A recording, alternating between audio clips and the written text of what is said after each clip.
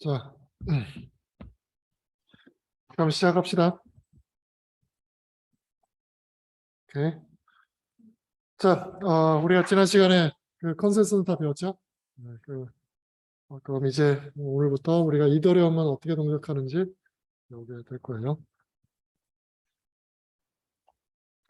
자, 그래서 지난 시간에 지난번 비트코인에 대해서 우리가 배웠었고, 비트코인 같은 경우에 그냥 단순히 뭐 보내는 사람 받는 사람 이렇게 적혀 있지 않고 스크립트로 적을 수 있다고 그랬죠? 그렇죠? 그래서 비트코인에도 스크립트가 있고 그 스크립트는 이전에 있던 아웃풋, 사용되지 않은 풋을 사용을 해서 또 새로운 쪽으로 보낼 수 있고 이런 식으로 이제 스크립트를 쓸 수 있다라고 했었어요. 스크립트를 쓸 수 있으니까 프로그래밍이 가능하다 그런 의미인데, 근데 실제로 프로그래밍을 해보면 좀 쉽지가 않아요. 좀 제약도 많이 있고, 물론 단순히 점프가 없기 때문에 일반적인 프로그램을 못 돌린다, 룹을 못한다 그것만 있는 게 아니라 좀 제약이 많이 있어요. 그래서 제약을 보면 어떤 게 있냐면 그래서 어떤 게 여러 스테이지에 걸쳐서 뭔가 계산이 돼야 된다 라든지, 아니면 뭔가 그 글로벌하게 값이 있어서 그 룰을 지키면서 뭔가 동작을 하도록 만들고 싶다, 이런 건 잘 안 되는 거예요. 비트코인 같은 경우에는 기존에 안 썼던 그 아웃풋을 가지고 뭔가 유동을 할 수는, 단순한 걸 할 수 있는데, 이걸 하는데 예를 들어서 뭐 보내는 걸 한 번에 뭐 얼마 이하로 보내야 된다든지 뭔가 제약을 준다든지 이런 건 좀 어려워요. 그래서 뭐 예를 들어서 레이트를 줘서 뭐 하루에 2 비트코인만 빠져나가게 그렇게 제약을 건다든지 이런 거를 주기는 좀 어려워요. 스크립트로 짜기가 좀 어렵다는 거죠. 뭐 그래서 우리가 한번 예를 들어서 요거를 이제 한번 짜본다고 쳐봐요. 어떤 걸 할 거냐면 이름이 주어지면, 예를 들어 위에처럼 뭐 구글.com 이런 게 주어지면 IP 어드레스를 바꾸는, 트랜스레이션 해주는 이런 걸 이제 블록체인으로 짠다고 쳐봐요. 이걸 짜려면 이제 세 가지가 여기 필요하다고 되어 있는데 뭐냐면, 처음에 요 이름을 등록하는 게 있어야 되겠죠. 이름을 크리에이트 하는 거. 그래서 요 도메인을 소유하는 사람. 그래서 그게 new. 그래서 오너가 있고 이 도메인 네임이 있어서 요걸 소유를 하겠다, 등록을 하겠다는 게 먼저 있고, 그 다음에 이 이름이 들어오면 IP 주소로 매핑을 해야 될 거 아니에요. 그렇죠? 그 매핑하는 게 루커 업데이트예요. 그래서 도메인 이름 구글.com이 들어오면 IP 어드레스, 그게 new 밸류가 되고, 물론 이거에 대해서 이 도메인을 소유한 사람이 어떤 주소인지 IP인지를 설정할 수 있어야 되겠죠. 그래서 그 사람이 서명을 붙여야 되고, 그 다음에 이 도메인을 소유한 사람은 자기가 딴 사람한테 넘길 수도 있고, new owner로 넘길 수도 있고. 그래서 업데이트에서는 도메인 이름이 나오면 그거에 해당되는 IP 주소를 매핑하는 걸 할 수도 있고, 딴 사람한테 넘길 수도 있고, 이게 맞다는 서명을 붙여야만 이게 밸리드한 거고, 그 다음에 실제로 이제 구글.com이 나오면 IP 어드레스 나오는 거를 이제 서비스 받을 사람이 있겠죠? 이제 룩업이에요. 그래서 도메인 네임을 넣으면 IP 어드레스를 리턴해 주는, 이런 거를 이제 우리가 블록체인을 통해 가지고 서비스를 한다라고 쳐보는 거죠. 그 다음에 이제 우리가 개런티해야 될 건 뭐냐, 노 프론트 러닝. 무슨 얘기냐면 누가 이제 저 이름을 등록을 하려고 했어요. 뉴를 가지고. 그래서 구글.com을 내가 사서 등록을 하고 싶은데, 저게 블록체인에 이제 들어가기 전에 뭔가 저장이 돼 있을 거잖아요. 그렇죠? 그걸 보고 딴 사람이 저 사람이 저거 사니까 내가 먼저 사야지 하면 안 되겠죠. 그렇죠?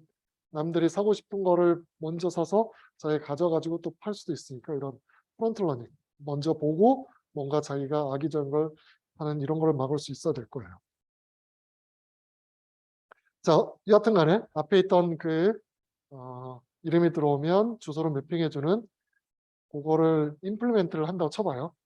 임플리멘트를 그러니까 비트코인을 가지고 이제 임플리멘트를 하려고 해요. 자, 비트코인의 new랑 업데이트 이런 거에 우리가 스크립트를 쓸 수 있다고 그랬죠. 비트코인에 스크립트가 있다고 해서. 그래서 스크립트를 이렇게 짠 거예요. 어떻게 짜면 처음에 duplication, 해시 256, 그다음에 owner, equal verify, 체크 시그, verify, 네임 콜론 도메인 네임, IP 어드레스 이렇게 쭉 썼어요. 자, 이런 스크립트를 짜고 나서 요 스크립트를 이제 처음에 등록을 하겠죠. 이거 등록을 하고 나면 이거를 이제 스펜드 하는 사람은 뭐가 맞아야 되냐면 이 오너 요 사실 앞에 있는 거 두 해시 256 오너 어드레스 이퀄 베리파이 체크 시그 베리파이까지 거의 그 모든 비트코인에 동일하게 나오는 파트예요. 그래서 둡이면 그러니까 우리가 비트코인에서 기억이 잘 안 나겠지만 비트코인에서 스크립트 패키가 있었고 그다음에 스크립트 시그가 있었죠. 스크립트 시그가 데이터에 해당되는 거고 스크립트 PK가 스크립트에 해당되는 걸로 보면 되고 수행을 할 때 어떻게 했냐면 스크립트 시그에 있는 데이터를 먼저 스택에 집어넣고 그 다음에 스크립트 PK를 수행하는 거라고 생각하면 되죠. 기억이 나요? 잘 안 나죠? 안 나겠지만 그렇게 되는 거예요. 그래서 뭐가 필요한 거냐면 일단 스택에 조 값을 사용할 수 있는 시그니처는 이미 뒤에 들어있다고 치고 그걸 만든 사람이 어떻게 하면 뭐 어떤 데이터 있으면 그걸 두플리케이션 해가지고 해시 계산해가지고 그 값이 거기에 이제 오너 어드레스 집어넣고 그럼 이제 서명과 오너 어드레스 있어서 아마 여기 뭐 있는 값이 이런 식으로 들어가 있을 거예요. 해시에는 스택에는 스크립트 시그에는 뭐 여기에 시그니처 같은 거 있을 거고 여기에 PK 값 들어있고 이렇게 돼 있을 거예요. 그 다음에 이거에 대해서 저 스크립트를 수행하는 거예요. 그래서 둡을 하니까 요 값이 두플리케이션이 되고 그 다음에 해시 유력을 하니까 요 값이 해시 값으로 바뀌어요. 해시 PK로. 그 다음에 여기에 오너 어드레스를 집어넣고 그 다음에 equal verify 하니까 이거와 이거를 같은지 체크하는 거죠. 근데 당연히 같겠죠. 제대로 된 PK였으면. 그래서 이거 통과할 거고 그 다음에 체크 시그 요거를 체크하는 거죠. 요거랑 요거 가지고. 그래서 체크 시그는 뭐라는 거냐면 이 PK에 대해서 요 시그니처가 맞는지 하는데 이 시그니처는 그 체크 시그에 들어있는 전체 값, 시그니처를 빼는 전체 값, 그 PK 그걸 다 합쳐서 들어있는 거고 그게 맞는지 체크가 되고 나면 뭐 그 다음에 계속 이제 수행을 하는 거죠. 그래서 이런 게 있다고 치는 거예요.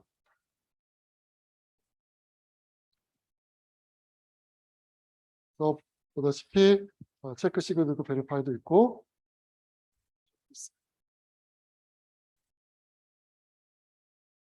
근데 이제 이거에서 우리가 뭘 인포스 해야 되냐면 만약 구글닷컴이 이미 등록이 되어 있어요. 딴 사람이. 그러면 그건 더 이상 등록이 되면 안 되겠죠. 딴 사람에 의해서. 한번 누가 등록했으면. 그래서 구글닷컴이 리스트되어 있으면 다른 사람은 그 도메인을 리스트할 수 없어야 돼요. 그러니까 뭔가 글로벌하게 요 이름이 들어있으면 딴 사람은 더 이상 쓸 수 없어야 되는 그런 게 있는 거죠. 자, 근데 비트코인에서는 그런 글로벌 뷰를 보기가 되게 어려워요. 그러니까 로컬하게 여기 있던 거를 사용해서 다음으로 보내고 이런 건 좋은데 글로벌하게 뭐가 있어서 여기에 없었던 거, 뭐 여기 있었던 거 이런 거를 표현할 방법이 없어요. 그런 글로벌한 뷰가 없기 때문에. 그래서 비트코인 스크립트는 이걸 만들기가 되게 어려워요. 거의 불가능해요. 그래서 이제 나온 게 뭐냐? 앞에서 우리가 만들려고 했던 네임코인, 그냥 우리가 붙인 이름이에요. IP, 그러니까 구글.com이 나오면 IP로 바꿔주는 그런 거를 우리가 네임코인이라고 불렀다고 치면 그걸 비트코인을 포크해가지고 만들려고 했더니 너무 어려워요. 잘 안 되는 거예요. 물론 이제 비트코인을 포크해서 아까 그런 식으로 뭐 스크립트를 짜가지고 응용을 만들려고 하는 데 꽤 있어요. 그래서 뭐 치아 프로젝트 같은 경우도 뭔가 그런 걸 하는 거고. 근데 우리가 어쨌든 뭔가 글로벌한 스테이트가 있고 이런 거를 하기에는 비트코인 너무 불편하니까 나온 게 사실 이더리움이죠. 뭔가 좀 일반적인 그런 계산을 지원할 수 있는 그런 블록체인이 없을까 해서 시작된 게 이더리움이라고 생각합니다. 비트코인도 스크립트는 있지만 그냥 로컬한 뷰만 볼 수 있지 글로벌한 걸 볼 수가 없다. 단점이 있죠. 그래서 이제 이더리움은 뭔가 우리가 제너럴한 애플리케이션을 수행할 수 있는 거고, 이런 비트코인의 스크립트 같은 그 일종의 프로그램이잖아요. 그렇죠? 그런 프로그램을 우리가 일반적으로 DApp이라고 불러요. Decentralized Application. 그래서 DApp은 그냥 일반적인 우리가 보통 명사라 보면 돼요. 그런 프로그램들을 전부 다 DApp이라고 부르고, 이런 DApp을 이더리움에서는 뭐라고 부르냐면 스마트 컨트랙트라고 불러요. 그래서 요 DApp에 해당되는 코인, 뭐 ERC20 이건 우리가 지금 뭐 필요 없을 것 같고, 뭐 ERC20은 이더리움에서 토큰을 표현하는 하나의 뭐 인터페이스 API라고 생각하면 돼요. 토큰 같은 건 다 ERC20으로 그 포맷에 맞춰서 작성을 하면 돼요. 그래서 이더리움 같은 경우에는 뭐 앞에서 말한 그런 IP 어드레스 이름이 나오면 IP로 바꾸는 그런 경우도 말씀드렸고, 뭐 DeFi, Decentralized Finance, 파이낸스에 관련된 익스체인지 하는 거라든지 대출하는 거라든지 또는 뭐 스테이블 코인이라든지 뭐 파생 상품이라든지 이런 것들을 구현할 수도 있고, 뭐 보험 이런 것도 될 수 있고, 다양한 응용들을 이제 만들 수 있게 되는 거죠. 그래서 뭐 DAO도 해볼 수 있고, 디센트 오거네이션 뭔가 조직 같은 거를 투표를 통해서 돌아가게 그런 것도 만들어 볼 수 있고, 잘 많이 들어봤겠죠. NFT, non fungible 토큰 그런 것도 만들어 볼 수 있겠죠. ERC1이라는 인터페이스를 이더리움에 정의하고, 모든 NFT는 저 모양, 저 인터페이스에 정의된 걸 이렇게 구현을 하면 우리가 보통 NFT로 이더리움에서 저희가 지원을 해주는 거죠. 그래서 이더리움은 이제 이런 프로그램을 할 수 있도록 만들어 놓고, 이 위에서 여러 가지 지금 프로그램들이 개발이 돼서 돌아가고 있다고 보면 되고, 뭐 요즘 나오는 모든 블록체인들은 다 이런 덱을 다 지원을 하고 있죠.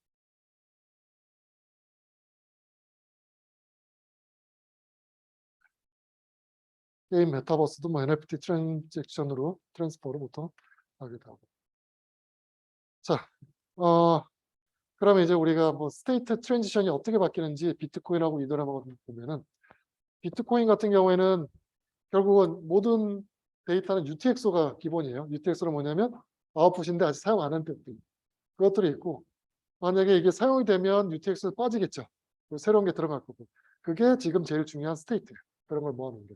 이게 우리가 이제 보는 월드 스테이트라고 보면 되는 거예요.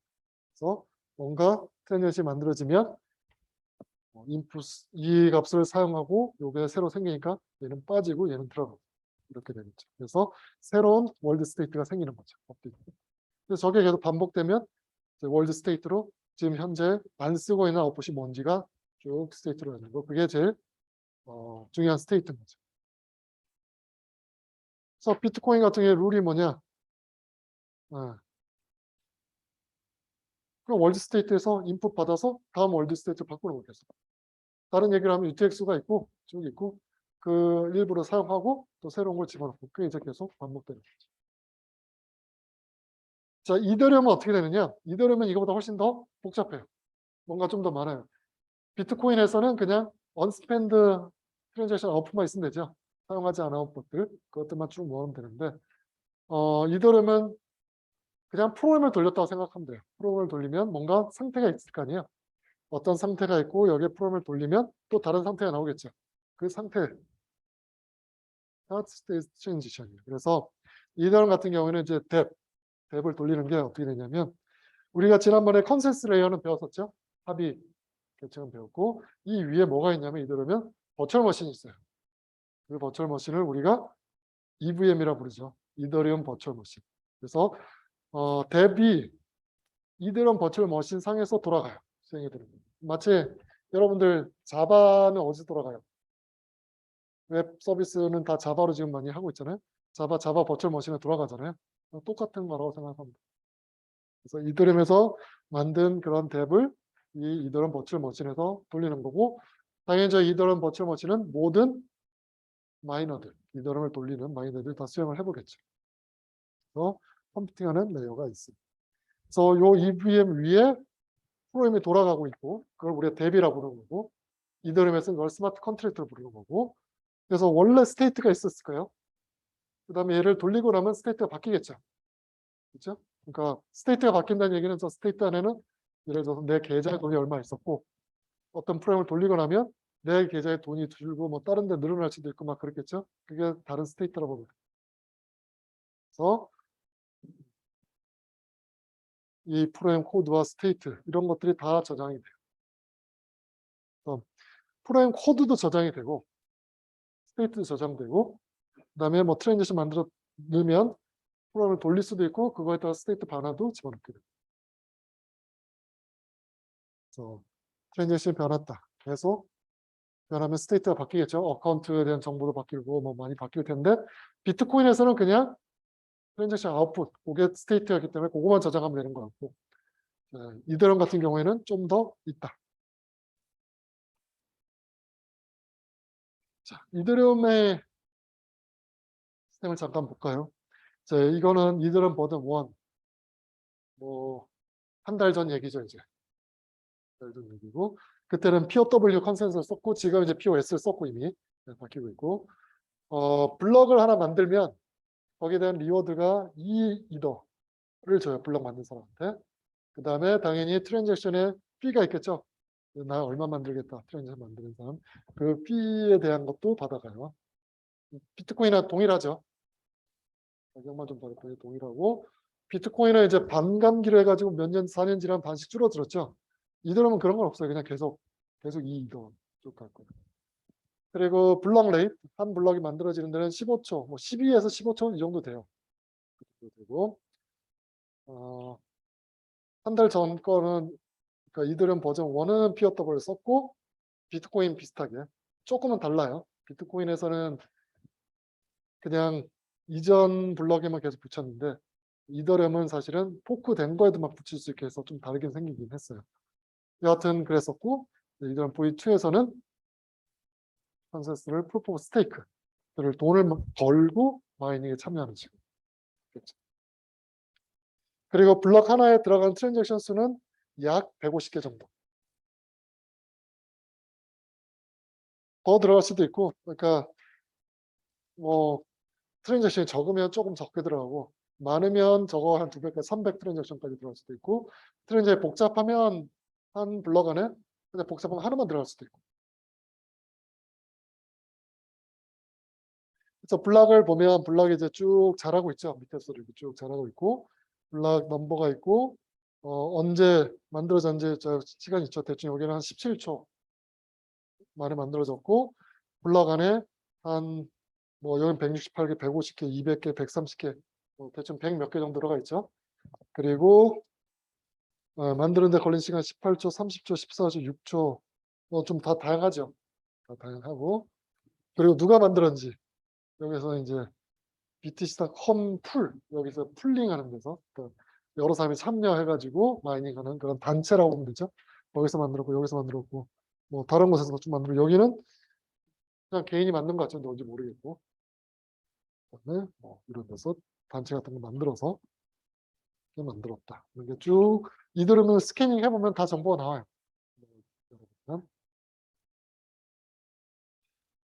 자, 그래서 이더리움에서는 컨센서스 레이어가 있고 그거는 이제 우리 합의하는 알고리즘이고 그 위에 중요한 게 컴퓨팅하는 레이어가 또 따로 있는 거죠. 왜 EVM 버추얼 머신이 있고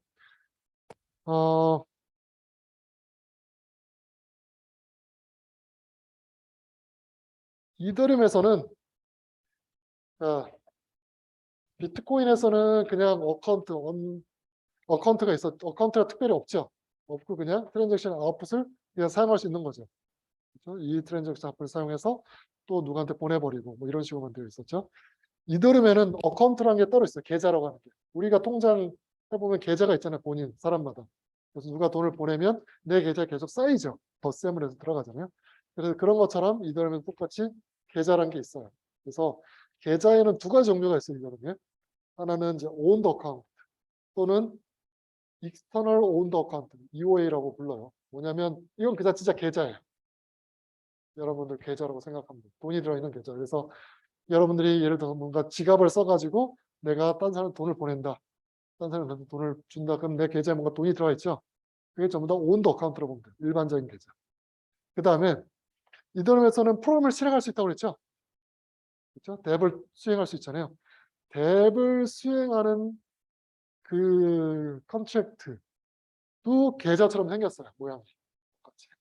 그래서 컨트랙트 어카운트가 따로 있어요. 컨트랙트 어카운트를 CA라고 있는데 얘는 뭐 일반 사람들 어카운트가 아니라 프로그램을 어카운트에 돈 보내듯이 그렇게 호출을 해요. 그러니까 우리가 C 코드에서 프로그램을 수행하려면 어떻게 해요? 뭐 콜을 해야 되겠죠. 그렇죠? 콜을 해서 뭐 수행을 버튼을 누르든 뭐 엔터를 치든 해야 되는데 블록체인에서는 뭔가 프로그램을 하는 방법이 없으니까 어떤 식으로 하냐면 돈을 보내는 걸로 프로그램을 보내는 거예요. 근데 그 돈을 특정한 어카운트에 보내면 그 어카운트에 들어있는 프로그램이 실행이 됩니다. 그래서 보내는 어카운트가 일반 사람이면 그냥 돈이 가는 거고 보내는 어카운트가 어떤 프로그램이면 그러면 뒤에 있는 정보에 따라서 뭔가 행해지는 거죠. 그래서 두 가지 어카운트가 있다. 그래서 일반적인 온더 어카운트, 그 다음에 프로그램에 관련된 그런 컨트랙터 어카운트 두 가지가 있다. 그래서 온더 어카운트는 돈이 쌓이는 거니까 여기 계좌 들어오면 뭔가 계좌에 돈이 쌓이기도 하고 나가기도 하는 거고 컨트랙터 어카운트는 그냥 코드예요. 프로그램이라서 여기는 뭐 프로그램을 일단 한번 만들어서 들어가면 거기 코드는 바뀌지 않겠죠. 계속 들어가는 거고 뺄 수도 없고. 그래서 컨트랙터 어카운트는 실제 어카운트는 아니기 때문에 뭐 서명을 하거나 그럴 수도 없고 아무것도 할 수가 없어요. 프로그램을 수행하는 거예요. 그래서 우리가 이제 한번 보면 온더 어카운트랑 EOA라고 부르는 온더 어카운트랑 컨트랙트를 보면 주소가 있겠죠. 어카운트 계좌 주소가 있죠. 비트코인에서 어드레스는 어떻게 만들었었어요? 비트코인 어드레스? 내가 누구한테 돈을 준다 할 때 어드레스 어떻게 만들었죠? PK에다가 해시를 했었죠. 퍼블릭에다 해시한 걸 어카운트를 그러니까 어드레스를 불렀잖아요. 비트코인에서. 이더리움도 동일해요. PK에 해시한 게 그게 어드레스고 그게 어카운트예요. 이게 우리가 일반적으로 하는 그런 온더 어카운트. 그리고 얘는 당연히 코드랑 상관도 없고 그 다음에 뭔가 이 안에 뭐 다른 정보가 없어요. 돈 저장된 거 외에 뭐 아무것도 없는 거고 컨트랙터 어카운트는 얘는 그냥 코드를 등록하기 위한 정보라고 보면 돼요. 코드. 그래서 얘는 어드레스 주소를 어떻게 만드느냐 이 코드를 등록한 사람이 있겠죠. 이더리움 코드를 그 등록한 사람의 주소랑 근데 이 사람이 여러 개 등록할 수도 있잖아요. 프로그램을. 만약 똑같은 거 프로그램은 다른데 한 사람이 동일하게 등록하면 그렇다고 다 똑같으면 안 되니까 다 다르게 돼야 되잖아요. 그래서 일종의 난스, 그러니까 인덱스라고 하면 돼요. 그래서 크리에이터가 내가 만든 이 코드는 뭐 1이라는 번호를 해가지고 부여할 거고 얘는 2고 3이고 4고 이렇게 분류하는 거예요. 그래서 요 값을 해시한 거를 그냥 어드레스라고 얘기를 할 거예요. 당연히 이거를 등록할 때는 뭘 같이 줘야 되겠어요? 쟤를 등록한다는 얘기는 뭐냐면 코드를 등록한다는 얘기죠.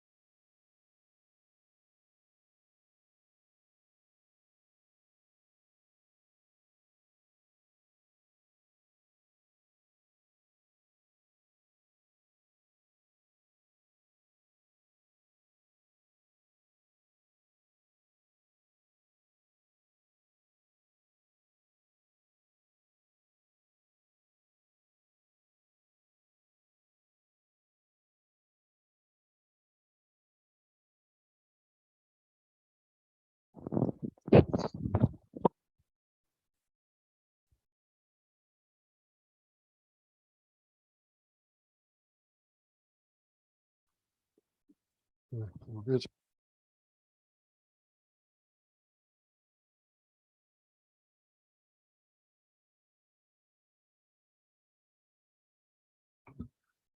자, 들리나요, 다시? 네. 아까 안 들렸었죠? 마이크가. 네, 녹화도 안 됐을 거예요. 네. 뭐, 여러분들은 들었으니까 상관없는데. 네. 그래서 다시 얘기하면, 온더 어카운트는 그냥 일반적인 우리 어카운트고, PK를 해시에서 만든 어드레스를 우리가 EOA, External On the Account고, 우리가 그냥 일반적인 계좌로 생각하면 되고, 컨트랙트 어카운트는 우리가 프로그램을 등록하는 거고, 그다음에 그 주소를 계산하는 건 그냥 저런 식으로 만든 사람과 우리가 프로그램마다 다른 이름을 줘야 될 테니까 그냥 인덱스 붙여서 해시한 거를 어드레스라고 얘기를 하고, 그다음에 코드를 등록하니까 코드 정보도 넣어야 될 거고, 코드를 수행하면 뭔가 정보가 계속 저장될 수 있으니까 스토리지 정보도 같이 들어가서 있다라는 거가 차이점이죠.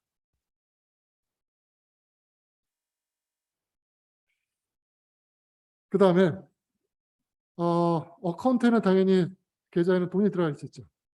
자기 돈이 들어가 있겠죠. 그래서 그 돈을 밸런스라고 얘기하고, 표현은 웨이로 보통 표현이 돼요. 이더리움에서 가장 작은 돈의 단위가 웨이예요. 1 이더에 10의 18승분의 1. 저게 가장 작은 단위.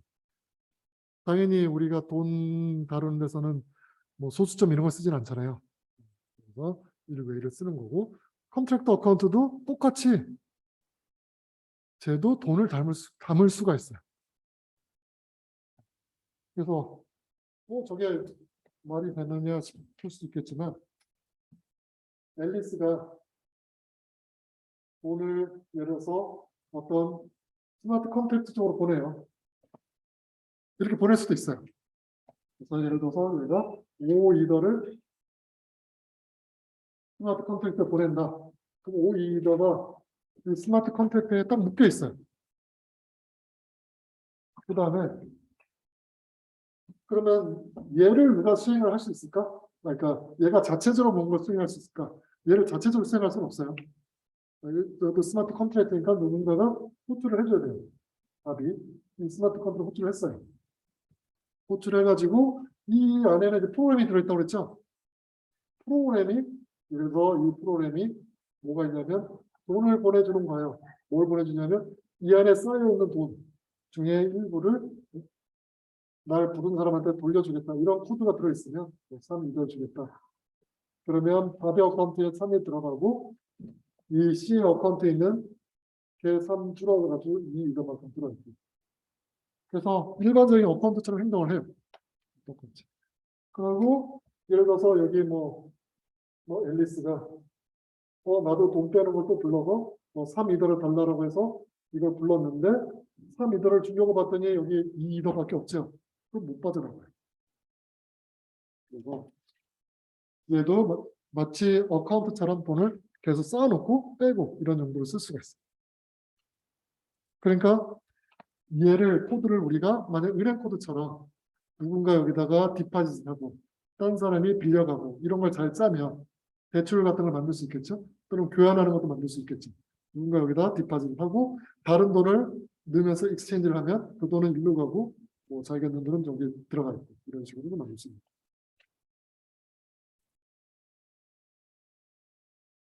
그 다음에 이더리움 같은 경우에는 난스란 게 추가됐어요. 비트코인에서 난스 기억나요? 비트코인의 난스는 어디에 있었어요? 비트코인에서는 난스가 블럭을 만들 때 있었죠. 블럭에 만들 때 난스를 찾는 게 POW라고 했죠. 프루프워크. 프루프워크의 난스를 찾는 거죠. 비트코인은 그랬고 이더리움에서도 POW 옛날 버전 1에서는 난스가 블럭에도 있어요.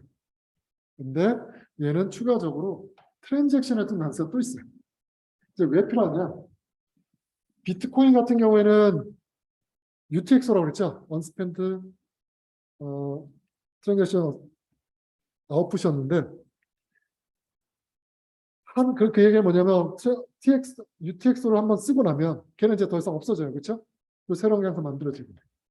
그런데 그렇기 때문에 모든 트랜잭션은 사용되는 UTX가 다 달라요. 그렇죠? 왜냐 하나 쓰고 나면 이건 더 이상 못 쓰는 거니까 끝났잖아요.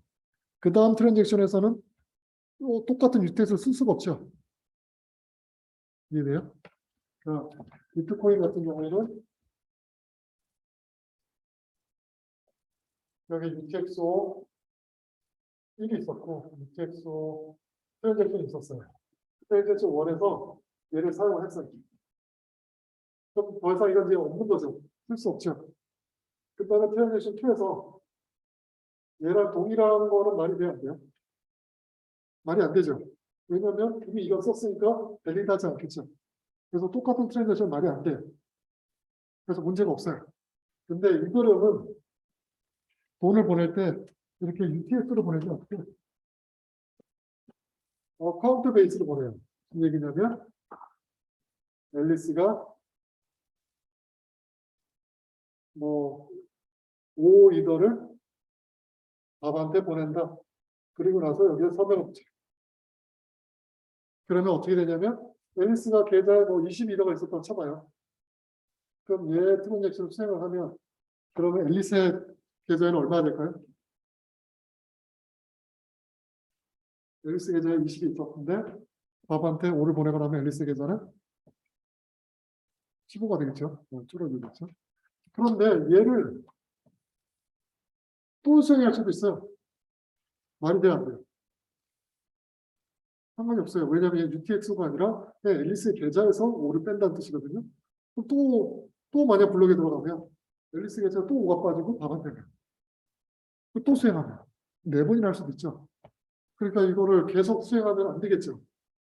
그래서 이거 한 번 만들고 나면 이거 또 쓰면 안 되잖아요. 뭔가 더 이상 쓰지 않게 만들어야 되잖아요. 그래서 뭘 주냐면 카운터를 줘요. 트랜잭션에다가 추가적으로 어떤 카운트를 줘요. 이 카운트를 우리가 난스가 돼요. 카운터가 있어서 카운터예요. 난스는 카운터고 앨리스 계좌에 이 난스 정보가 있어요. 현재 뭐 예를 난스가 7이다. 근데 여기 트랜잭션의 난스가 뭐 8이다. 이거 더 새로운 거죠. 그러면 이거는 오케이 맞는 트랜잭션. 그럼 이거 수행이 돼요. 수행이 되고 이 난스가 업데이트 되겠죠. 8. 근데 또 트랜잭션한테 또 난스가 8이에요. 같아요. 그러면 그냥 리젝이 돼요. 그래서 한 트랜잭션이 여러 번 수행될 수도 있기 때문에 옛날 과거 때가 수행되는 걸 막기 위해서 난스 값을 줘서 카운트를 줘서 오래된 거는 또 수행 안 되게 막는 메커니즘이 필요한 거죠. 어카운트로 하기 때문에. 트랜잭션에 어떤 아웃풋을 쓰겠다라고 쓰지 않고 그냥 앨리스의 계좌에서 빼겠다 이렇게 썼기 때문에 트랜잭션이 여러 번 수행될 수 있고 이걸 막기 위해서 이렇게 몇 번 보냈다 또는 카운터 값 추가적으로 있고 그런 변수가 추가적으로 있는 트랜잭션. 그래서 당연히 이후에도 저런 게 있고 콘트랙트도 여러 번 볼 수 있잖아요. 그것도 여러 번 보면 안 되기 때문에 변수가 똑같이 있어요.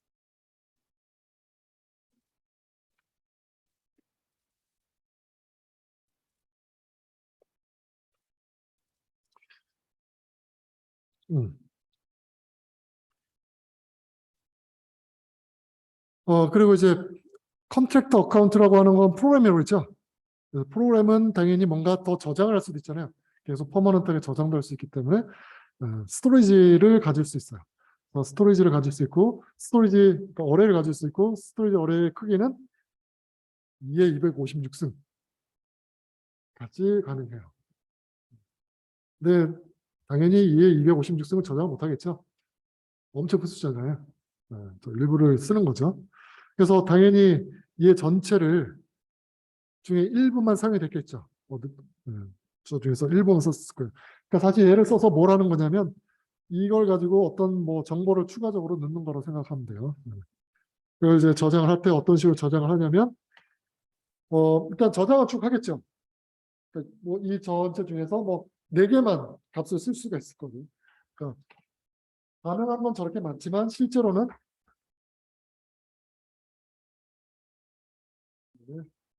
이런 식으로 S0, S 2, S3, S6 이렇게 4개만 썼다고 쳐봐요.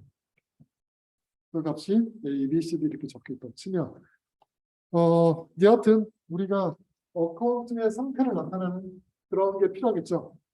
그걸 계산할 때는 다 비트코인에서도 보면 머플 트리 같은 걸 썼었죠. 머플 트리에서 루트를 가지고 뭔가 상태를 나타낸 것처럼 얘도 똑같이 뭔가 트리를 가지고 상태를 나타낼 건데, 그런데 가장 반응이 가능한 게 지금 뭐냐면 2의 0승부터 시작해서 뭐 2의 256승까지가 가능하죠. 원래는. 그럼 이거를 머플 트리로 만들면 뎁스가 어떻게 돼요? 이게 256개가 필요하죠. 그렇죠? 근데 실제로 바닥에 저장하는 건 대부분 다 0일 거 아니에요. 그렇죠? 그리고 256까지 계산할 필요는 없겠죠.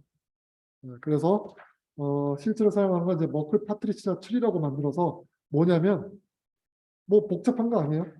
그냥 이 인덱스 이걸 보고 000, 010, 011, 110을 보고 사용된 것만, 그러니까 겹치는 것만 그냥 같이 쓰고 분리가 달라서 분리가 되는 거 있죠. 분리가 될 때부터 그냥 따로 한다는 거예요. 예를 들어서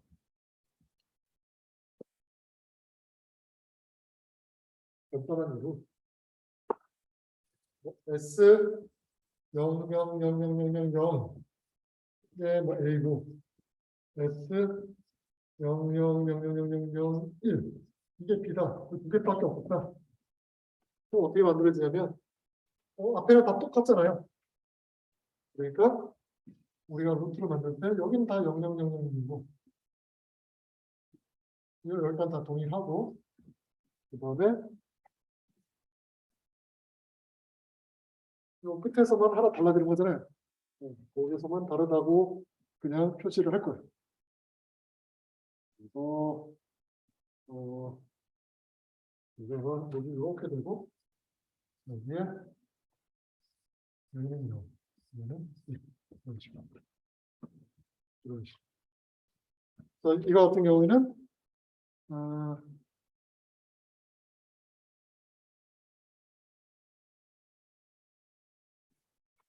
000이 있고 010이 있고 011이 있고 110이 있으니까 요거가 지금 서로 다르죠. 첫 번째 째가 다르니까 여기서 얘네들은 0으로 하고 얘는 근데 보면 1이 다르긴 한데 그 다음에는 하나밖에 없잖아요. 그렇죠? 1, 0 하나밖에 없으니까 그럼 그냥 여기 안에다 집어넣고 끝 내는 거고 여기는 지금 하나, 둘, 세 개 있잖아요. 그럼 얘 또 나눠야 되겠죠? 0, 1, 1이 있으니까 0, 1로 쪼개지고 여기는 더 이상 없으니까 0으로 끝내버리고 여기는 또 쪼개지겠죠?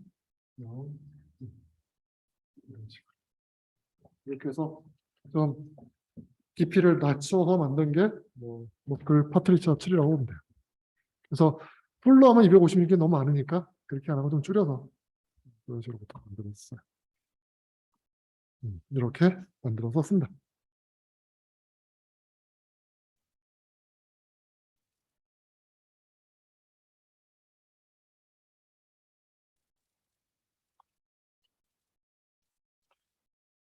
그 다음에 트랜잭션은 당연히 밸리드하게 만들려면 서명에 붙어야 되고 서명에 붙어있는 트랜잭션만 우리가 밸리드한 거고 그 다음에 트랜잭션은 어쨌든 기본적인 트랜잭션은 돈 보내는 거라고 보면 돼요. 이 계좌에서 저쪽 계좌로 돈을 보내는 거기 때문에 받는 사람이 있어야 되겠죠? 받는 사람의 주소 32바이트니까 몇 비트예요?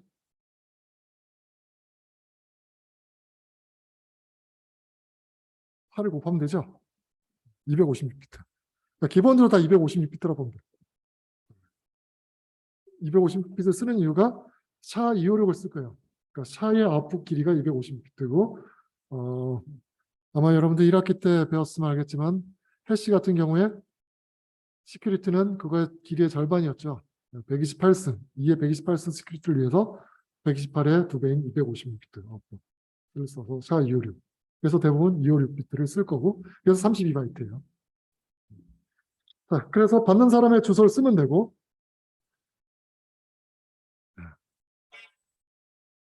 그 다음에 보내는 사람 주소가 있겠죠. 그 다음에 보내는 사람의 서명이 같이 붙어 있겠죠. 서명이 있을 수도 있고 없을 수도 있어요. 뭐냐면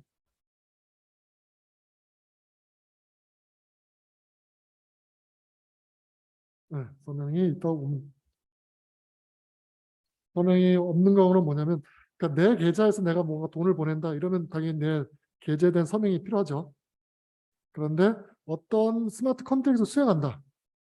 그 스마트 컨트랙트 수행을 해서 그 스마트 컨트랙트 주소를 적고 올 거 아니에요. 그렇죠? 보낸 사람이 그게 될 텐데 스마트 컨트랙트는 서명을 못 붙여요. 못 붙이기 때문에 굳이 서명이 필요 없는데 이거는 뭐 무조건 사실은 서명이 붙어야 된다고 생각하면 돼요. 무조건 내 계좌에서 뭔가 다른 스마트 컨트랙트 부르려도 내 계좌에서부터 시작을 해야 돼요. 일단은 무조건. 그래서 무조건 서명이 붙는다고 보면 되고 그 다음에 보내는 돈, 이게 밸류라고 보면 돼요.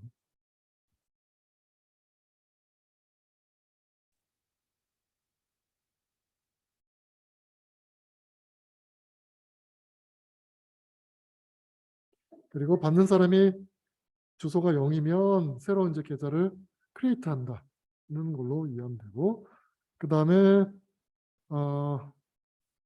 이 트랜지션 만들 때 트랜지션을 만들 때 우리가 돈을 내야 되죠. 그거에 관련된 게 이제 TX 트랜잭션 B고 여기에 관련된 게 이제 가스라고 하는 개념이 들어오죠. 이더리움에서는 트랜잭션을 수행하려면 트랜잭션에 대한 가스 피를 내야 돼요. 그래서 가스 리밋, 그다음에 맥시멈 피, 뭐 프라이어티 피, 뭐 이런 것들은 이제 있는 건데 가스에 관련된 걸 우리가 뒤에서 볼 거고, 그다음에 2가 제로인 경우, 2가 제로다는 건 뭐냐면 새로운 어카운트를 등록한다는 게 뭐라고 생각하면 되냐면 새로운 코드를 등록한다고 하면 돼요. 스마트 컨트랙트 코드 그런 경우, 그래서 코드를 크리에이트 해서 등록하는 게 2가 0인 거고 2가 0이 아니면 그러면 실제 보내지는 대상이 있는 거죠. 그렇죠? 그래서 상대방 어카운트로 돈을 보낼 수도 있고 또는 스마트 컨트랙트를 콜을 할 수도 있고 그래서 프롬은 무조건 있는 거예요. 내 계좌에서 왜냐하면 내가 트랜지션 B를 내야 되잖아요. 돈을 내야 되기 때문에 내 계좌에서 일단 그런 피 같은 걸 관련된 걸 내야 되기 때문에 내 계좌에서 시작을 해야 되고 그 다음에 내가 돈을 내야 되니까 거기 서명도 붙여야 되고 그 다음에 스마트 컨트랙트를 콜하면 받는 쪽 2가 그 스마트 컨트랙트 해시코드가 되는 어드레스가 되는 거고 만약에 2가 상대방 어카운트면 그냥 글로 돈이 가는 거예요. 진짜로. 2가 0이면 그러면 이제 다른 데 들어있는 데이터 이런 것들이 코드가 블록체인에 등록이 되는 거고 이렇게 이제 구별이 되는 거라고 보면 돼요. 그리고 당연히 난스가 포함이 됐죠. 난스는 카운터니까 한번 만들고 그 다음 만들 때 그럼 항상 더 크게 만들어야지 열리는 걸로 되는 거죠. 자, 그래서 트랜잭션 타입을 보면 온드에서 온드, 익스터널 온드에서 익스터널 온드. 그러니까 이건 제일 위에 게 제일 간단한 돈 보내는 거죠. 내 어카운트에서 상대방, 앨리스 어카운트에서 밥으로 보내는 게 위에 거고. 두 번째 거는 뭐냐면 앨리스가 스마트 컨트랙트를 콜하는 거예요. 그래서 트랜잭션을 일으키려면 무조건 온드부터 시작해야 돼요. 왜냐하면 돈은 누가 내야 되기 때문에. 그래서 컨트랙트부터 시작을 할 수는 없어요.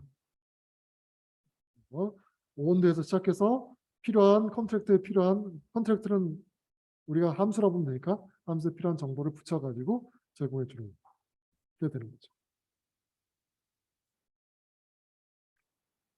네, 그래서 우리가 이제 블락을 보면 이게 이더리움 블락의 예죠. 그래서 보면 from 여기서 to 이렇게 돼 있죠. 막 여기는 전부 다 external owned account 일반 계좌들이고 from은 to를 보면 제일 위에 거 같은 경우에는 어떤 계좌 같이 보이죠. 네. 두 번째 거는 이게 원래 계좌인데 그 계좌에 매핑된 걸 보면 저 코드라고 미리 알아서 이렇게 보여주는 거예요. 그냥. 그래서 얘는 보면 유니스왑 스마트 컨택트를 콜하는 그런 트랜잭션. 얘도 마찬가지. 여기는 크립토키티라고 하는 스마트 컨트랙트를 콜을 하는 거고, 뭐 밸런서라는 걸 콜하고 있는 거고. 그리고 이 각각의 트랜잭션에 대한 트랜잭션 P도 여기 쭉 써 있죠. 이 P는 전부 다 프롬 어카운트부터 다 페이를 하는 거예요. 내 어카운트. 보낸 사람이 다 페이를 해야 되는 거예요. 그리고 메시지 밸류는 이 to로 보내지는 값인 거죠. 보내지는 이더형이 0, 0.14 뭐 이런 식으로 여러 가지 있는 거. 여기에 이제 추가적으로 스마트 컨트랙트인 경우에는 더 정보가 필요할 수도 있겠죠. 네, 그런 걸 더 붙일 수 있어요. 일단 기본적으로 저만큼 있어야 돼요. from to value p. 저건 기본적으로 있어야 되고 저기에 이제 추가적으로 더 있을 수 있어요.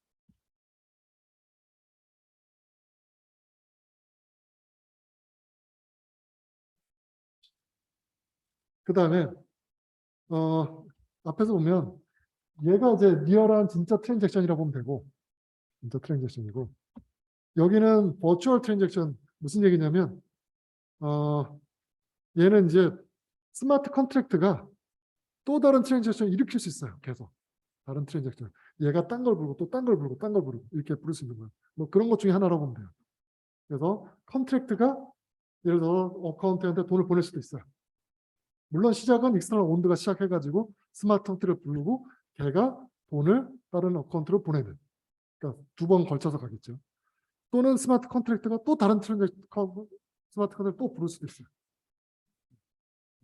원 프로그램이 다른 프로그램을 불러가지고 얘가 여러 개 부를 수 있어요. 한 스마트 컨트랙트가 여기도 부르고 여기도 부르고 예를 들어서 내가 뭐 대출을 받는다.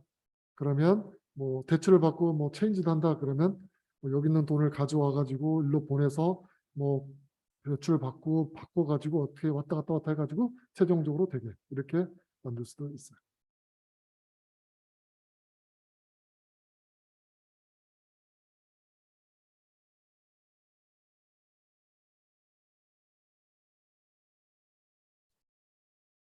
그래서 유저는 한 트랜잭션을 만들어 가지고 시작을 하지만 실제로 콜에 의해서 여러 개의 스마트 컨트랙트가 불릴 수 있다 라고 생각하면 되고 불린다라고 생각하면 되겠죠.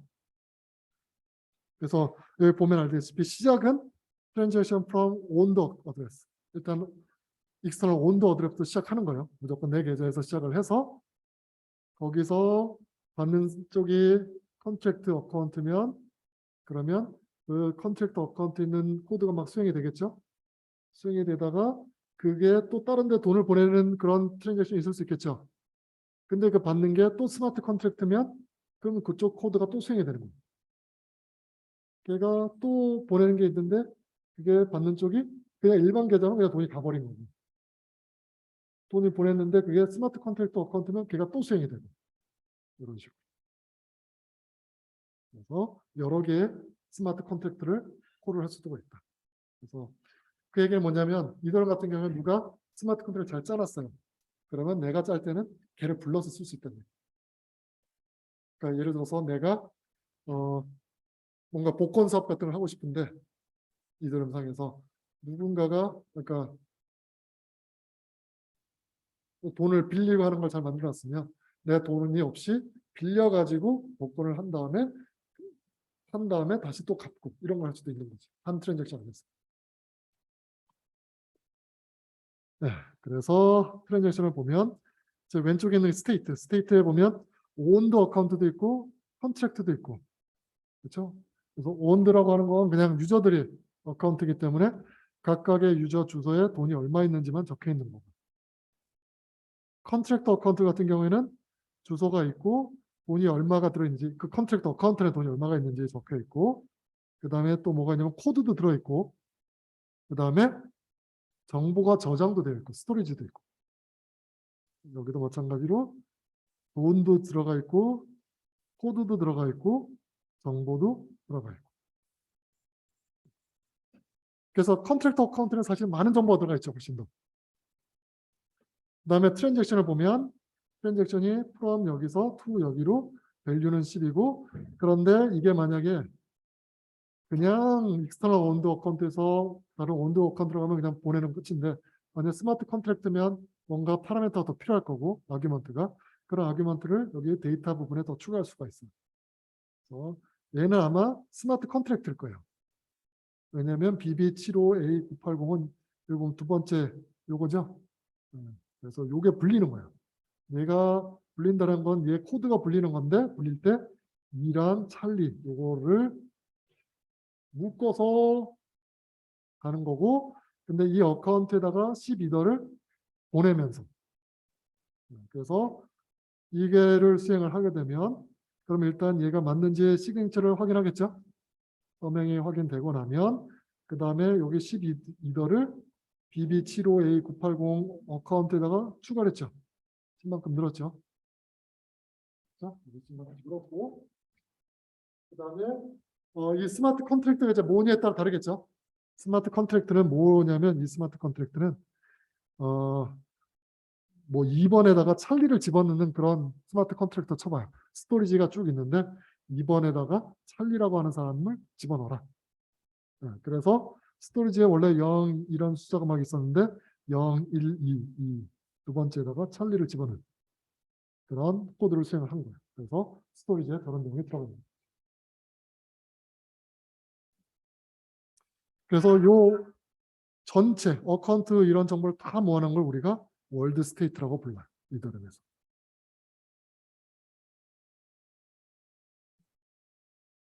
또 UTXO 비트코인이나 다르게 UTXO 비트코인 같은 경우에는 그냥 어카운트 정보가 있다고 보면 되겠죠. 근데 얘는 이제 코드도 하나의 스테이트고 코드 안에 들어가 있는 스토리지도 스테이트고 추가적으로 그런 게 다 들어가는 거죠.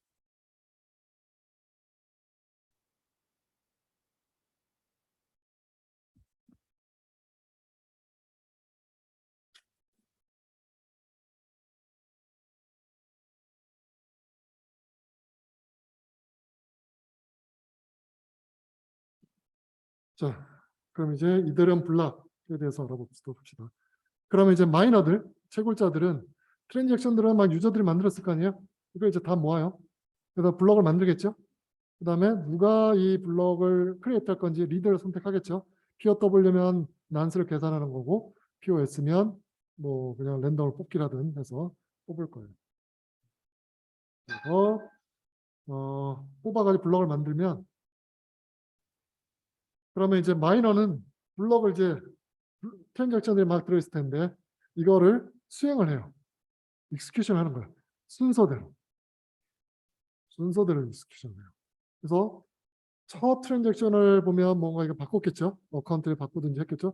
그러면 스테이트 바뀔 거고 두 번째 거 할 때는 이미 첫 번째 거 반영해서 두 번째 거 바꾸고 세 번째 거는 또 두 번째 거 끝난 상태를 바꾸고 그래서 이더리움에서는 기본적으로 모든 트랜잭션을 순서대로 시퀀셜하게 수행이 돼요.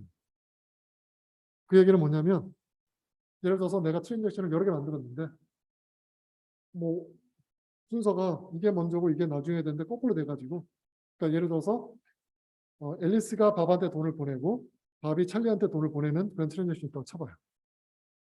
앨리스가 밥에 찰리.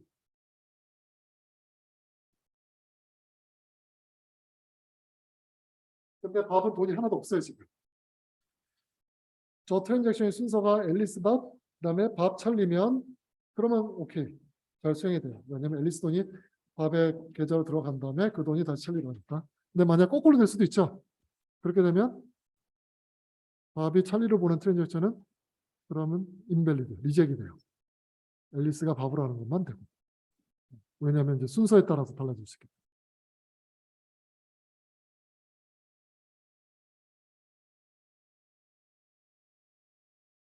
그래서 이렇게 해서 마이너가 하는 거고 블럭을 만들고 이렇게 만든 블럭을 이제 다른 마이너들 보내면 모든 마이너가 다 똑같이 수행을 해보죠. 다 수행을 해가지고 뭘 하냐면 이 월드 스테이트가 동일한지 체크해요. 자, 월드 스테이트라고 하는 게 뭐였어요? 요 왼쪽에 있는 거죠. 저런 스테이트들 저것들을 다 머클 치료를 해가지고 탑을 만들어서 해시에서 가운 값 그걸 우리가 스테이트로 부를 거예요. 머클 치료 계산한 거 탑에 있는 거 이런 걸 다 포함하는 이 전체를 해시한 거라고 보면 돼요. 그 다음에 이쪽에서도 전체를 다 해시하면 뭔가 값이 나오겠죠. 그걸 스테이트로 할 거고. 그래서 요 스테이트를 가지고 블럭에 있는 트랜잭션을 다 수행하면 뭔가 새로운 스테이트가 나오겠죠. 그걸 이제 블럭에 다 저장을 할 거예요. 그게 맞는지 모든 마이너가 체크해요. 그래서 맞으면 이제 밸리드한 거고, 만약에 스테이트가 맞지 않으면 그러면 블럭을 만든 사람이 잘못한 거죠. 리젝이 되는 거고. 근데 이제 이렇게 베리파이 했다고 해서 마이너가 뭐 돈을 받거나 하진 않아요. 블럭을 만든 사람만 이득이 있고 베리파이 한 사람은 이득이 하나도 없어요.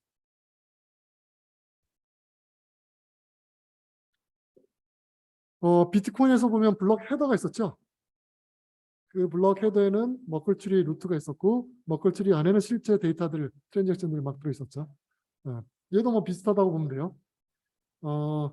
블럭 헤더를 보면 당연히 트랜잭션 루트가 있어요. 트랜잭션 루트는 비트코인에서 트랜잭션 머클트리 해가지고 한 거랑 똑같아요. 그래서 트랜잭션 루트가 있는 거고, 그 다음에 이들은 보면 월드 스테이트가 있었죠. 어카운트에 대한 거를 다 해시해서 모아놓은 거. 그게 월드 스테이트 루트가 있어요. 이것도 블럭 헤더에 들어가요. 그 다음에 비트코인 같은 경우에는 코인베이스 트랜잭션이 있어서 거기에 뭘 적어요? 이 블럭을 마이너한 사람한테 갈 돈, 누구한테 갈지 이런 거 적어 놓잖아요. 그 첫 번째 거, 제일 첫 번째 거 우리가 코인베이스 트랜잭션, 특별한 트랜잭션을 불러서 그 돈이 실제로 그 블럭 마이너한 사람 가는 건데, 뭐 이더리움에서는 그냥 가스피 받을 사람 주소를 그냥 블럭 헤더에 적어놔요. 그리고 뭐 컨센서스에 관련된 정보들, 그러니까 그 외의 정보들이 있죠. 뭐 difficulty, POW는 difficulty고, 뭐 이전 블럭의 해시값 뭐 이런 것들 다 블럭에 들어있는 거죠. 그리고 스마트 컨트랙트를 수행을 하면, 그러니까 대프 같은 걸 수행을 하면 우리가 프로그램을 할 때 보면 여러분들 프린트F 이런 거 찍잖아요. 로그 같은 거 남기죠. 그런 로그 같은 것도, 그러니까 아웃풋 로그 같은 거, 이런 것을 해시해가지고 루트를 만들어 놨어요. 그것도 스테이트를 일종이라 볼 수 있으니까 그걸 우리가 리시트 루트라고 불러요. 그래서 스마트 컨트롤에서 수행하고 나오는 메시지에 대한, 로그 메시지에 대한 루트도 블럭 헤더에 들어있어요. 그래서 그 머클트리 루트를 보면 세 가지가 있죠. 트랜잭션 루트도 있고, 월드 스테이트 관련된 루트도 있고, 리시트 루트도 있고, 이렇게 세 가지가 있다고. 그리고 블럭 헤더에 당연히 가스 얼마 썼는지, 총 토탈 얼마 썼는지.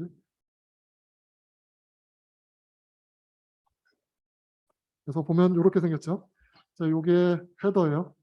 헤더고, 이 헤더에는 당연히 이전 블럭의 해시값, 헤더에 대한 해시값과 어카운트를 담고 있는 월드 스테이트 루트 값, 그 다음에 트랜잭션들이 막 들어왔는데 트랜잭션들을 모아서 먹고 처리한다. 그 다음에 트랜잭션들을 수행했을 때 막 로고들이 나올 텐데, 트랜잭션에 물론 스마트 컨트롤을 불렀을 때 나오겠죠. 주로. 그런 로고들에 대한 것들을 먹고 처리해서 나오는 루트 값. 그래서 사실 요거는 이제 뭐냐면 수행 결과라고 보면 되죠. 수행 결과가 여기도 들어가 있고, 사실 여기 월드 스테이트에도 업데이트가 되어 있겠죠. 트랜잭션 수행한 수행 결과. 그래서 이 값을 여기 적고, 그 다음도 마찬가지로 똑같이 만들어져 있죠. 네. 그래서 보면 이더럼 같은 경우에 시간이 지나면 어카운트 계속 늘어나겠죠. 사람들이 들어오니까. 그 얘기는 어카운트는 이더럼 같은 경우에 이더럼 돌리려면 어카운트 정보를 다 가지고 있어야 되죠. 그렇죠? 그래서 메모리가 꽤 많이 필요해요. 그래서 사용된 메모리가 보면 계속 인크리징 하고 있죠. 왜냐하면 어카운트 정보는 항상 우리가 들고 있어야지 되고. 사실 그래서 뭐 지금 메모리 얼마 1테라 필요하다고 했죠. 꽤 큰 메모리가 필요한 거예요. 물론 이 중에서 많은 어카운트들은 거의 활동 안 할 거예요. 그러면 걔는 이제 우리가 캐시 이런 거 배운 것처럼 그냥 스토리지 집어넣고 주로 이제 사용하는 것들만 메모리에 올려놓고 하겠지만, 뭐 저걸 잘 만들어야지 빠르게 수행할 수 있겠죠. 그래서 필요한 메모리가 1테라고 근데 블록체인 사이즈는 8.6테라. 그러니까 전체 블록은 8.6테라밖에 안 되지만 트랜잭션들을 다 모아도 근데 어쨌든 지금 액티브한 걸 다 모아서 건드려보면 1테라 정도 필요합니다. 이게 근데 몇 년 전 얘기죠. 계속 커지고 있으니까. 그래서 우리가 이제 앞에서 봤던 뭐 구글닷컴을 주면 IP 어드레스 만드는 그 예제를 이제 이더리움을 통해서 만들어 보려고 해요. 이제 어떻게 만들 거냐면 스마트 컨트롤을 짤 거예요. 짜는 방법을 우리가 볼 거예요. 자, 스마트 컨트롤 짤 때 여기 보면 뭐 이게 이제 솔리디티로 짠 코드인데 다음 시간에도 우리가 할 거고 더 자세히 보면 뭐 컨트랙트 이렇게 이름을 주고 여기 이름을 주고 마치 그 C++에서 클래스 만들듯이 똑같이 줍니다. 이게 이제 스마트 컨트랙트 이름이 되겠죠. 그다음에 이 안에 자료 구조도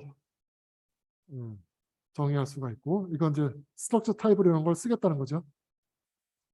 C의 자료 구조랑 똑같이 동일하죠. 그 다음에 매핑 입력이 바이트 32 그러니까 256회 들어오면 출력이 name entry 그러니까 뭐냐면 입력이 IP 주소가 들어오면 출력이 어떤 스트링이 되게 하는 그런 매핑 테이블을 만드는 거예요. 그 매핑 테이블의 이름은 데이터고. 그러니까 일종의 어레이라고 보면 되죠, 그냥. 어레이라고 보면 돼요. 또는 그 C의 스탠다드 라이브러리를 보면 맵이라고 하는 맵이라는 함수 혹시 알아요? 스탠다드 라이브러리에 있는 맵이랑 거의 동일한 거라고 봅니다. 그러니까 입력이 들어오면 출력이 나옵니다. 그냥 어레이라고 생각하면 돼요. 그리고 펑션 함수를 이제 적으면 우리 클래스 하면은 속에 멤버들도 적고 멤버 함수도 적잖아요. 그 멤버 함수로 이제 뭐 name new도 있을 거고 그다음에 뭐 name update도 있을 거고 그다음에 뭐 name 뭐라고요? 뭐 래퍼였나? 뭐 그런 것도 있을 거고 뭐 이렇게 있겠죠. name new가 되면 도메인 네임을 주면 얘를 이제 홀드 하는 거지. 그래서 얘가 한번 홀드 되면 딴 사람들은 더 이상 못 쓰게 막는 용도로. 그래서 네임이 주어지면 공짜로 해줄 수는 없으니까 돈을 내고 100 웨이를 내는 코스트를 해서 누가 얘를 부를 때 보낸 밸류가 100 웨이 이상 되는지 체크해서 100 웨이는 무조건 이 스마트 컨트롤에 예치를 해야 되는 거죠. 이 스마트 컨트롤에 돈을 내면서 100을 내고 그 다음에 이 트랜잭션을 만든 사람 그게 메시지 샌더일 거예요. 메시지 샌더 이 트랜잭션 만든 사람이 데이터 네임.오너 만약에 아무도 등록을 안 했으면 그러니까 지금 요 네임 뭐 구글닷컴을 지금 불렀는데 그게 스토리지에 봤더니 아무도 등록한 적이 없었다. 그럼 등록을 하면 되겠죠. 그래서 이 영역서 없고 돈도 제대로 냈으면 그러면 요 이름에 대한 오너를 이 트랜잭션 만든 사람의 주소로 세팅을 할 거고 그 다음에 로그를 남길 거라는 거죠. 그냥 로그로 뭐냐면 이 사람이 요 이름을 등록했다는 걸 로그로 그냥 적어놓겠다라는 거죠. 사실 얘는 뭐 없어도 상관없는 거예요. 일종의 디버깅 퍼포스라고 보면 돼요. 그래서 어떤 사람이 얘를 불러가지고 뭐 구글닷컴을 등록을 했으면 다른 사람이 또 부르면 그 내용은 이미 적혀 있잖아요. 그래서 더 이상 등록하지 못하게. 글로벌 뷰를 보시는 거죠. 근데 버그가 있다네요. 자, 버그가 뭐냐? 프론트 러닝. 프론트 러닝이 뭐냐면 누군가가 이제 이런 걸 등록하려고 트랜잭션 만들었을 거 아니에요. 그렇죠? 내가 new name이라고 하는 곳을 부를 텐데 구글.com으로 부를 거다라고 적었겠죠. 그게 이제 트랜잭션을 만들어 가지고 마이너한테 보낼 거예요. 등록해 달라고. 근데 마이너가 딱 보니까 이거 내가 먼저 하면 좋겠구나 하고 자기가 먼저 트랜잭션을 만들어 가지고 먼저 붙여버리는 거예요. 그럴 수 있죠. 마이너가 다른 사람이 이 도메인을 살 거란 걸 알고 자기가 먼저 어차피 자기가 만들 거니까 할 수도 있고 마이너가 할 수도 있고 또는 이렇게 트랜잭션을 만들어서 마이너한테 보내면 걔가 잠깐 마이너에 템포러리한 그런 공간에 저장이 돼요. 네임풀이라고 하는데 저장이 되고 그거는 다른 사람도 볼 수가 있어요. 뭐가 저장되어 있는지, 무슨 트랜잭션이 있는지. 그래서 그걸 보고 내가 트랜잭션을 또 만드는 거예요. 만들고 그 다음에 뭘 하냐면 돈을 많이 내요. B를 많이 내면 이더럼 같은 경우는 기본적으로 B를 많이 낸 사람을 먼저 블럭에 넣어줘요. 그러니까 저 사람이 돈을 B를 뭐 이만큼 냈는데 내가 2배로 내고 그 사람보다 먼저 트랜잭션을 넣어달라고 요청하면 그러면 블록 마이너가 걔를 먼저 등록해주면 그 사람보다 앞서서 등록할 수 있겠죠. 이런 게 이제 프론트 러닝이라고 불려요. 이게 이제 뭐 요거는 간단한 것 같지만 실제로 이게 심각한 게 여러분들 뭐 주식 같은 거 할 때 저 사람이 이 주식을 살 거다고 알면 내가 그 사람보다 먼저 사고 저 사람이 팔 거다 하면 내가 먼저 팔면 훨씬 이득이잖아요. 그게 프론트 러닝이죠. 법으로 금지되어 있잖아요. 근데 당연히 이쪽은 뭐 그런 게 없으니까 당연히 내가 보니까 누가 이거를 어떤 걸 바꾸려고 하네? 내가 먼저 바꾸지. 그 다음에 이 사람이 바꿀 때는 비율이 안 좋아졌겠죠? 그런 다음에 내가 다시 팔아버리면 이득이 생기겠죠. 그런 식으로 프론트 러닝을 통해서 돈에 관련된 거기 때문에 돈을 취하는 그런 것도 굉장히 많이 있죠. 프론트 러닝이 꽤 큰 이슈가 되는 거고 뭐 그걸 해결하는 방법은 커미먼트로 우리 VDF 할 때 있었죠. 그냥 랜덤을 막 보이면 이 마지막 사람이 앞에 어떻게 하는 걸지 보고 값을 조작할 수 있으니까 몹타격에서 해싱을 해가지고 넣고 나서 그런 다음에 열어보게 하면 그러면 일단 한번 커밋을 했으니까 해싱을 했으니까 못 바꾸게 하는 뭐 그런 개념을 써서 막아볼 수도 있고 하다는 거죠. 그래서 뭐 그런 걸 쓰겠다 그런 거고 제 앞에는 등록하는 거고 그 다음에 업데이트하는 함수도 보면 뭐 구글.com 그 다음에 IP 주소 그 다음에 소유자 이런 것들 주소를 주고 그 다음에 보낸 사람과 소유자가 지금 같고 그 다음에 요거 업데이트하는 데는 돈을 12회를 내야 될 거예요. 12회보다 더 크면 그러면 새로운 IP 주소로 업데이트하고 새로운 주소로 그러니까 소유자로 바꿀 수 있게. 그래서 대부분의 경우는 소유자는 그대로겠죠. 그럼 자기 주소를 그냥 계속 주면 되는 거고. 이런 식으로 코드를 짜서 돌면 되는 거고 lookup 같은 경우에는 그냥 이 데이터에 있는 값을 읽어드리는 이런 함수. 그래서 저렇게 코드를 짜요. 그래서 이 코드가 이제 솔리디티 코드죠. 솔리디티는 언어로 이런 코드를 짠 다음에 그 다음에 컴파일을 해요. 컴파일러로. 그러면 이더럼 버추얼 머신 바이트 코드가 만들어져요. 그러니까 자바로 짜고 나서 컴파일하면 자바 버추얼 머신 바이트 코드가 만들어지지 똑같이 바이트 코드로 만들어져요. 그 다음에 얘를 등록을 해야 되겠죠. 블록체인에 등록을 하고 그리고 나서 우리가 아까 그 펑션을 부르는 트랜잭션을 만들면 그러면 아까 그 코드들이 불리는 거죠. 계속.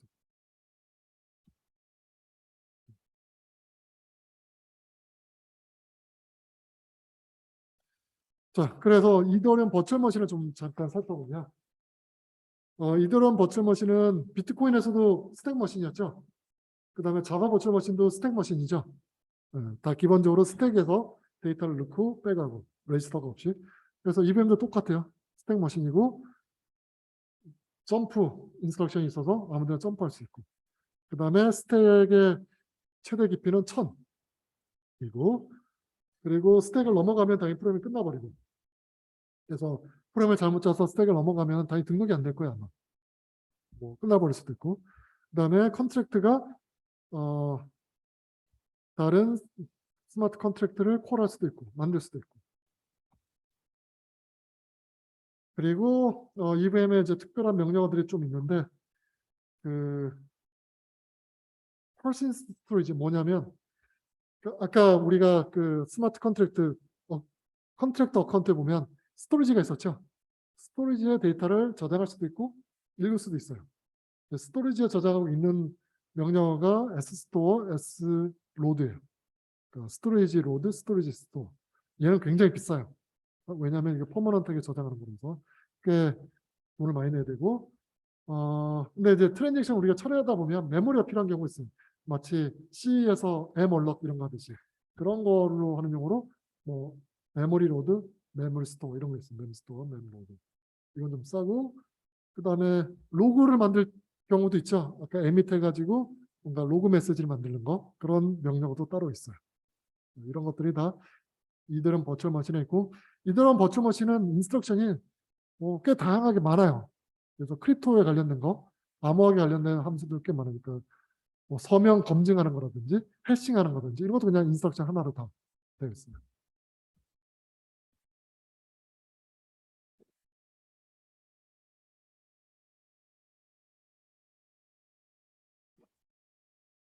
음.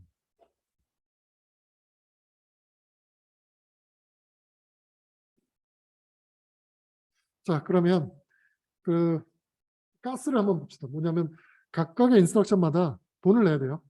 그래서 인스트럭션마다 가스 비용이 다 달라요. 저 가스 비용은 어떻게 하냐면 그냥 실제로 돌려가지고 시간이 얼마나 걸리는지 봐서 시간이 길게 걸리면 가스를 그대로 비율대로 높여서 하고 있어요. 그래서 만약에 머신이 이제 계속 빨라져 가지고 시간 비율이 좀 달라지면 가스도 계속 조정을 하고 있어요. 그래서 그 스토리지 같은 경우에 제 영을 스토리지에 저장하는 거는 좀 싸요. 싼데 거기에 실제 값을 넣는 거는 비싸요. 그래서 그게 2만 가스예요. 256비트 하나 저장하는 거. 그다음에 한번 저장하고 나서는 다른 값으로 업데이트하는 건 5천 가스고 그다음에 만약에 뭔가 값이 있는데 그걸 0으로 바꾼다. 그러면 오히려 돈을 돌려줘요. 그리고 0을 저장한다. 그럼 아마 5천 가스일 거예요. 이런 식으로. 근데 아마 돌려주는 건 지금 있는지 없는지 모르겠어요. 이게 계속 정책이 변해가지고 전에 있었어가지고 옛날에 그런 경우도 있었죠. 처음에 뭔가 값을 저장해놨어요. 그럼 가스비를 많이 냈겠죠. 그 다음에 이대로 오를 거니까 나중에 오르고 나서 거기다 0으로 바꿔요. 그럼 가스비 돌려받겠죠. 그래서 돈 벌겠다. 뭐 이런 것도 있었어요.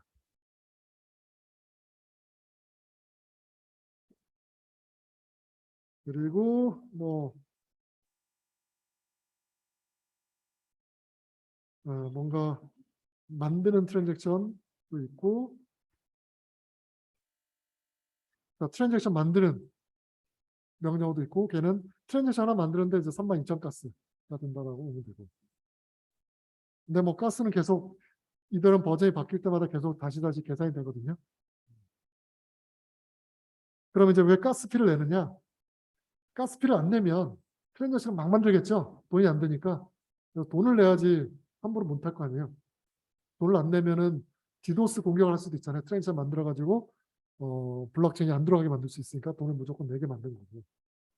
그 다음에 오래 걸리게 만들 수도 있죠. 프로그램이 너무 오래 걸리면 그러면 또 안 되니까 프로그램 오래 안 걸리게 만드는 것도 있고. 그 다음에 돈을 내야지 어떤 게 내가 급한 건지 돈 많이 낸 사람한테 많이 낸 사람을 또 우선시하는 그런 것도 있고요.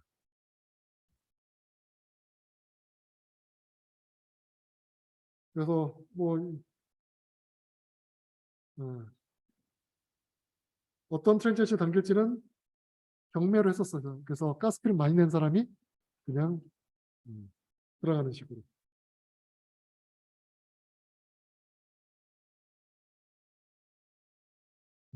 근데 뭐 그래서 이거 보면 가스 프라이스, 그러니까 가스 쓰는 양은 프로그램마다 다르겠죠. 그래서 이 프로그램을 돌리면 가스가 1,000이 쓰이고 여기 2,000이 쓰이고 그런데 1,000이 쓰는데 내가 1가스당 뭐 100원을 낼 수도 있고 2,000이 쓰는데 가스당 1원을 낼 수도 있죠. 그래서 내는 돈은 내가 실제로 가스비를 얼마 내는지는 가스 사용량이랑 그다음에 가스당 낼 돈 얼마 내겠다 그거에 따라서 달라지겠죠. 그래서 요게 이제 가스 프라이스는 1가스당 돈이 어떻게 바뀌었는지 이런 걸 보는 거라고 보면 돼요. 그래서 경매라고 했죠. 일종의 경매. 그래서 막 남들도 트랜잭션이 많다. 그럼 내가 돈을 많이 내야지 들어갈 거 아니에요. 그래서 이때 보면 이때 엄청 높았었죠. 이때가 디파이가 막 한참 올라갈 때. 그래서 트랜잭션 막 많이 들어올 때 이럴 때 그렇고 그다음에 죽었다가 다시 올라갔다. 그래서 가스피를 보면 이 언제가 하락이고 뭐 소강인지 금방 알 수 있죠. 그다음에 트랜지션 피 같은 경우도 보면 이때가 이제 많이 늘었는데 가스피가 높지 않지만 뭐 가스량이 많아질 수도 트랜잭션이 많이 당겨서 이제 이때는 트랜잭션 많지 않았을 수도 있고 네, 그래서 가스 캘큘레이션하는 방법을 보면 일단 기본적으로 모든 블럭에 대해서 베이스 P가 있어요. 미니멈 가스 P. 그래서 미니멈 가스 P는 이전 블럭이 어떻게 있다느냐에 따라 달라요. 이전 블럭에 만약에 아무것도 안 담겨 있었다. 그러니까 이전 블럭에 아무것도 안 담겨 있었던 걸로 트랜지션이 없다는 거잖아요. 그럼 가스 P를 내려야 되겠죠. 그래서 이전 블럭에 아무것도 없으면 베이스 P를 내려요. 12.5%, 8분의 1만큼 내려요. 근데 이전 블럭이 만약에 꽉 차 있었다. 가스 리밋만큼 꽉 차 있었다. 그러면 가격을 올려요. 베이스 가격을. 그리고 만약에 중간쯤 되어 있었다. 이게 이제 제일 선호하는 거니까. 그런 경우에는 뭐 베이스 P가 변함이 없어요.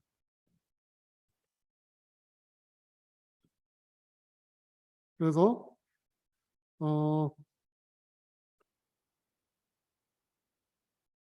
트랜잭션 이제 만들 때 가스 리밋, 그러니까 트랜잭션을 돌릴 때 내가 뭐 1000가스까지는 허용해 줬다. 1000가스 넘어가면 끝나버리는 거고, 그냥 수행 안 된 걸로, 그러니까 잘못된 걸로 되면서 그냥 가스 피만 내게 되는 거고, 네, 그렇게 리밋을 걸어둘 수가 있고, 충분히 크게 두면 되는 거고,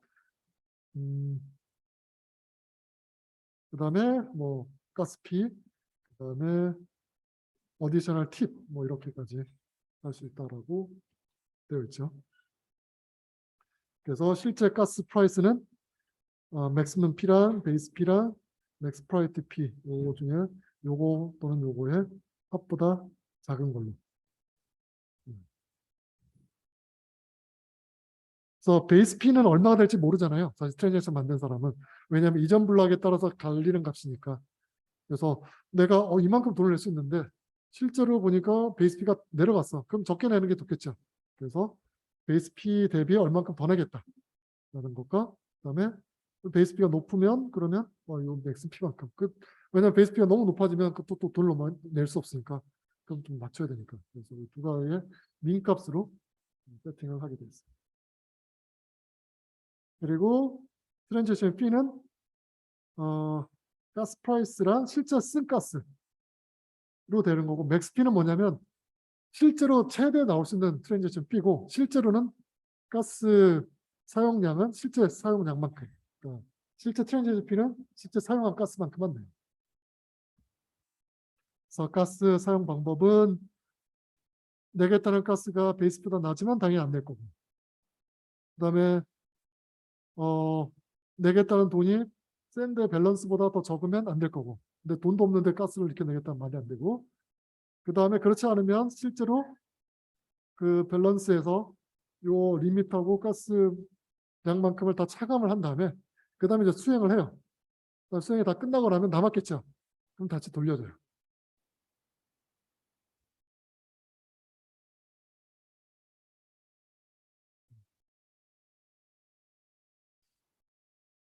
그 다음에 세팅을 하고 수행을 하고 나서 다 끝나고 나면 리펀드를 하는 거죠. 남아있는 가스에 대해서. 그 다음에 가스에 대해서 사용한 가스에 대해서 베이스 P에 대해서는 그냥 소각을 해버려요. 그리고 베이스 P 뺀 나머지에 대해서만 블럭 마이너한테 돈으로 줘요. 보상으로. 그래서 이거 보면 여기 소각된 것들도 막 있고 베이스 P들 쭉 있고. 그래서 베이스 P가 높았을 때는 블럭에 트랜잭션이 엄청 많았을 때겠죠. 왜 번을 하느냐? 번을 하지 않으면 그러면 마이너가 일부러 베이스 P를 올리려고 할 수도 있어요. 자기가 돈을 많이 벌려고. 그래서 막 좀 돈을 주고 트랜잭션 막 많이 만들어라 뭐 이런 식으로 할 수도 있어서, 그래서 그런 베이스 P가 올라가는 거는 그냥 모두한테 나눠 가지는 번으로 한 거예요. 안 그러면 따로 유저한테 트랜잭션 만들라고 막 시킬 수도 있으니까, 자기 차례에 할 수 있으니까. 그래서 토탈 가스 유시지는 이런 식으로 계속 증가되고 있는데, 이건 사실 뭐 상황에 따라 계속 바뀌고 있는 거죠. 자, 이렇게 해서 오늘 이더리움의 동작 원리에 대해서 알아봤고, 아마 이제 다음부터 이제 솔리디티 쪽을 하게 될 겁니다. 자, 오늘 여기까지 하도록 하겠습니다.